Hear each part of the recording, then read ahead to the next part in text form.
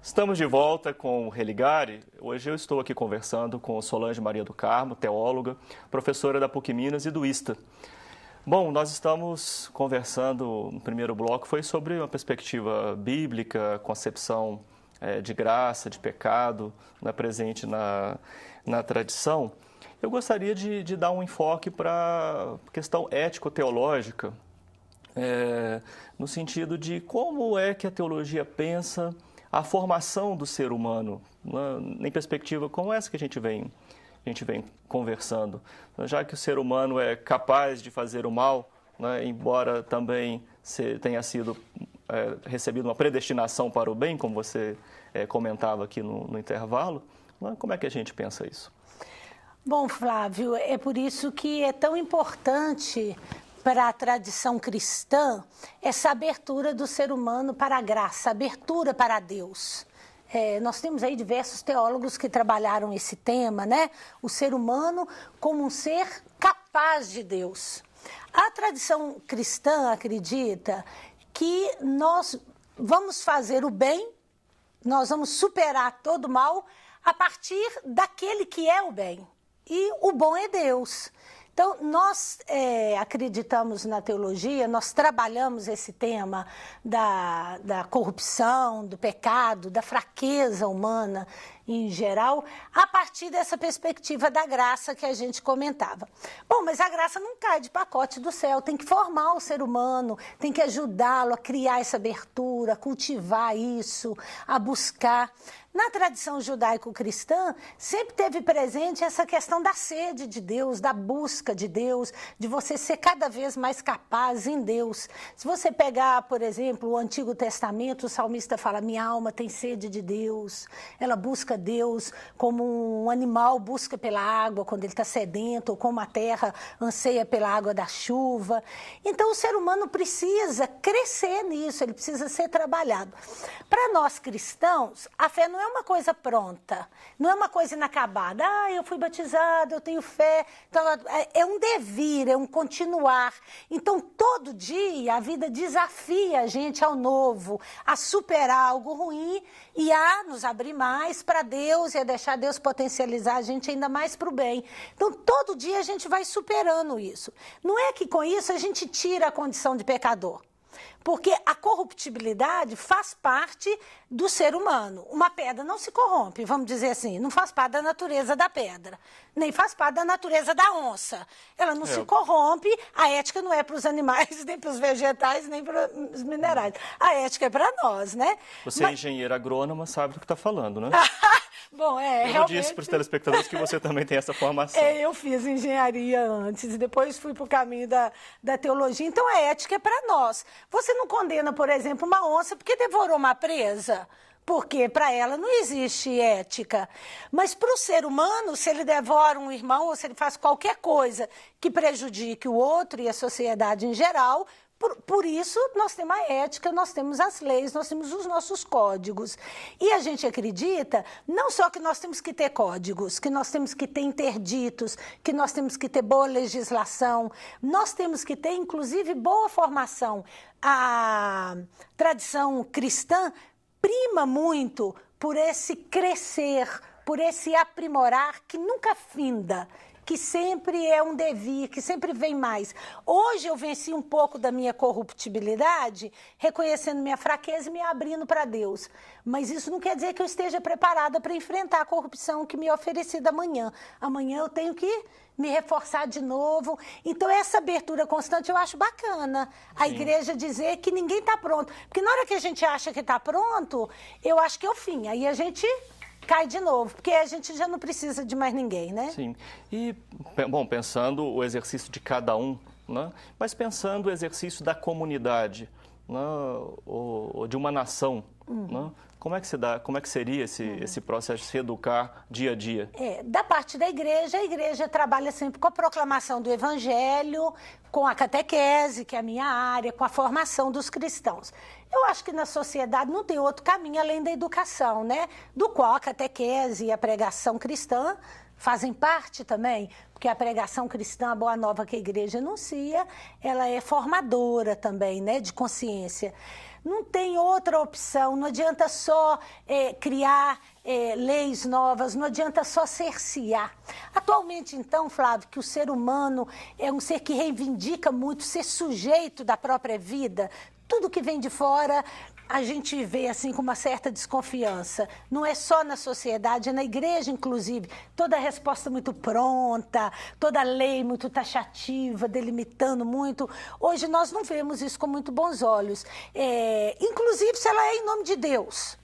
Não cola muito mais. A gente quer ser sujeito da nossa própria identidade, da nossa própria liberdade, não é isso? Então, hoje, esse trabalho de redescoberta e como é que eu diria, de construção dessa identidade é muito laboriosa, é muito penosa, porque na modernidade, vamos pegar a cristandade, a modernidade e a pós-modernidade. Na cristandade, você tinha leis prontas, você tinha tudo muito delimitado, em nome do religioso, em nome de Deus, não é assim? Você está chamando de cristandade aquilo que normalmente as pessoas chamam de Idade Média? Não há uma delimitação. Não é uma delimitação tão justa, mas poderíamos, a princípio, dizer assim, naquele tempo em que a igreja e, ou melhor, o poder espiritual que está na mão da igreja e o poder temporal que está na mão do Estado estão unidos. Sim. Nessa época, as coisas são legisladas pela religião, pela fé, pela crença. Até porque não pode ser mesmo delimitado como Idade Média, porque até alguns poucos anos, né, ou séculos... Nós ainda estamos nisso, então o limite não é tão fechado assim, né? Então, nós tínhamos uma tradição, os valores eram conservados, a pessoa se identificava com esses valores e continuava a construção. Não quer dizer que não havia, vamos dizer, rompimento dessa tradição, não. Isso sempre houve, né? Mas, no geral, a pessoa se identificava com isso. Na modernidade? Na modernidade mudou. Na modernidade, você já se identifica com a construção de um futuro, de uma sociedade. Ser rebelde é até bacana, provocar as revoluções, mudar até a igreja, mudar tudo, mudar o mundo, mas em prol de um mundo que vem depois. Mas você também se identifica com uma sociedade em mudança. Vê se entende? Sim, e hoje? Agora, hoje não, né, Flávio? Hoje a gente já não se identifica, a gente fala da crise da transmissão. Hoje não é tão fácil mais você transmitir valores, porque todas as sociedades que transmitem valores estão em crise. Não é só a igreja, a escola está em crise, a sociedade está em crise, o Estado, como conservador de valores, também está em crise. Então, hoje é muito mais difícil você formar. Porque a escola, por mais que ela queira formar, por mais que a educação tenha um papel fundamental, ninguém está negando isso. Mas e aí, como é que a gente faz? Pois esse é exatamente o problema da pós-modernidade, a saída é muito mais difícil. E aí, né? Por isso que hoje a gente fala do desafio da interioridade. Porque se você não tem os valores já prontos que vêm de fora, os valores agora não nos são dados, eles são construídos. Cada um tem que construir o seu próprio ser, a sua própria identidade. Isso é muito trabalhoso, muito difícil, corre o risco da gente cair no subjetivismo, na subjetivação, inclusive, da crença, da religião, corre o risco de tudo agora ser muito voltado para o individual, quase uma coisa narcísica. Assim. E um emotivismo. Exatamente, depende se eu quero, se meu coração me mandou. Faz o que seu coração manda, não é a lei hoje? Né? A gente esquece até da argumentação da razão. Faz o que seu coração está pedindo.